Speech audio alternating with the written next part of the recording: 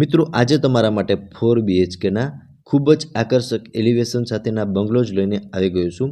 વિડીયોમાં છેલ્લે સુધી જોડાયેલા રહેજો। બધી જ માહિતી આજના આ વિડીયોની અંદર તમને મળી જવાની છે।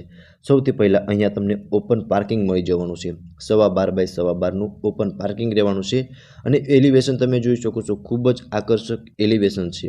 તો ચાલો મિત્રો બંગલોઝની અંદર જઈ અને હું તમને બંગલોઝની વિઝિટ કરાવું છું। સૌથી પહેલાં આ લિવિંગ રૂમ રહેવાનો છે।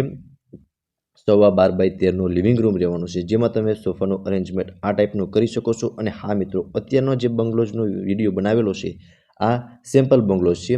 સો મિત્રો ફર્નિચર નહીં આવે, વિધાઉટ ફર્નિચર સાથેનો બંગલોઝ છે। અહીંયા તમે ટીવી યુનિટ અને આ બાજુ 4 જણા માટેનું ડાઇનિંગ ટેબલ પણ બનાવી શકો છો। અને આ રહેવાનું છે કિચન, એલ ટાઈપનું પ્લેટફોર્મ કિચનની અંદર મળી જવાનું છે, જે તમે પ્રોપર રીતે જોઈ શકો છો। 9.25 બાય 10.5નું કિચન રહેવાનું છે। અહીંયા તમને સીડીની છે, સ્ટોરેજ એરિયા અને ફ્રીજ રાખવા માટેની સ્પેસ, પ્રોપર સ્પેસ મળી જવાની છે। હવે મિત્રો આપણે ફર્સ્ટ બેડરૂમની અંદર જઈએ અને ફર્સ્ટ બેડરૂમની વિઝિટ કરાવું। 12.5 બાય 11નો ફર્સ્ટ બેડરૂમ રહેવાનો છે। અટેચ વોશ એરિયા અને વોશરૂમ સાથેનો ફર્સ્ટ બેડરૂમ રહેવાનો છે। સો મિત્રો આ ટાઈપનો આપણો ફર્સ્ટ બેડરૂમ રહેવાનો છે। અહીંયા તમને વોશ એરિયા મળી જવાનો છે। સો મિત્રો આ ટાઈપનો આપણો વોશ એરિયા રહેવાનો છે, જે તમે જોઈ શકો છો। ઓપન વોશ એરિયા તમને મળી જવાનો છે અને ત્યાંથી આગળની સાઈડ અહીંયા તમને વોશરૂમ મળી જવાનું છે। અને જે પણ તમે જોઈ શકો છો પ્રોપર સાઇઝમાં વોશરૂમ આપેલું છે અને આકર્ષક ટાઇલ્સ અને વોલપેપર લગાવેલા છે, જે તમે જોઈ શકો છો। સો મિત્રો આ ફર્સ્ટ બેડરૂમ હતો, આ ટાઈપનો ફર્સ્ટ બેડરૂમ રહેવાનો છે। હવે મિત્રો જઈએ આપણે ફર્સ્ટ ફ્લોર પર, જ્યાં 2 બેડરૂમ છે તેની વિઝિટ કરાવી દઉં છું। મિત્રો આ ટાઈપનું સીડી રહેવાની છે અને સીડીની રેલિંગ પણ ખૂબ જ સારી અને ટકાઉ આપેલી છે। ફર્સ્ટ ફ્લોર પર 2 બેડરૂમ આપેલા છે, જે તમે જોઈ શકો છો। સામસામેની સાઈડ 2 બેડરૂમ આપેલા છે। સો મિત્રો સૌથી પહેલાં આપણે સેકન્ડ બેડરૂમની અંદર જઈએ। 12.5 બાય 12નો સેકન્ડ બેડરૂમ રહેવાનો છે। અટેચ બાલ્કની અને વોશરૂમ સાથેનો સેકન્ડ બેડરૂમ રહેવાનો છે, જે તમે પ્રોપર રીતે વિડીયોમાં જોઈ શકો છો। અહીંયા ખૂણામાં તમને કબોર્ડનું અરેન્જમેન્ટ ખૂબ જ સારી રીતે થઈ શકે છે। અહીંયા તમને ખૂબ જ વિશાળ બાલ્કની મળી જવાની છે।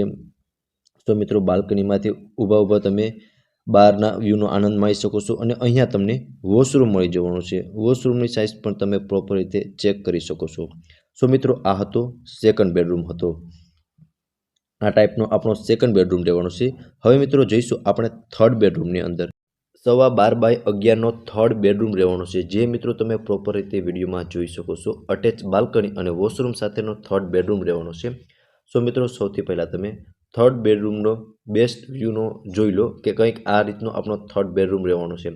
બેડ રાખતા કુલ આટલી સ્પેસ તમને મળી જવાની છે। આ બાજુની સાઈડ આપણને અટેચ બાલ્કની મળી જવાની છે। સો મિત્રો સૌથી પહેલાં હું તમને બાલ્કની બતાવી દઉં છું। સો મિત્રો આ બાલ્કની રહેવાની છે, જે તમે જોઈ શકો છો। એક ખુરશી તમે આરામથી રાખી શકો છો અને આજુબાજુનું વાતાવરણ ખૂબ જ શાંત રહેવાનું છે। અને શાંત વાતાવરણ અને શુદ્ધ હવા સાથેનો બંગલો જ રહેવાનો છે। આજુબાજુનું વાતાવરણ પણ તમે પ્રોપર રીતે જોઈ શકો છો, ખૂબ જ શાંત એરિયા રહેવાનો છે। આ બાલ્કની રહેવાની છે અને સામેની સાઈડ તમને વોશરૂમ મળી જવાનું છે। સો મિત્રો અહીંયા તમને વોશરૂમ મળી જવાનું છે સાઈડમાં। ચાલો મિત્રો તો હવે જઈએ આપણે સેકન્ડ ફ્લોર પર, જ્યાં મિત્રો ફોર્થ બેડરૂમ અને ટેરેસ આપેલું છે। ફોર્થ બેડરૂમમાં તાળું મારેલું છે મિત્રો। સેકન્ડ બેડરૂમ જેવો જ ફોર્થ બેડરૂમ રહેવાનો છે। 12.5 બાય 12નો ફોર્થ બેડરૂમ રહેવાનો છે। અટેચ બાલ્કની અને વોશરૂમ સાથેનો। સો મિત્રો ત્યાં તાળું મારેલું છે, તેથી આપણે તે બતાવી નહીં શકશું। આ બાજુ તમને ટેરેસ મળી જવાનું છે, ઓપન ટેરેસ તમે જોઈ શકો છો। અને આની ઉપર પણ તમને એક ઓપન ટેરેસ મળી જવાનું છે મિત્રો।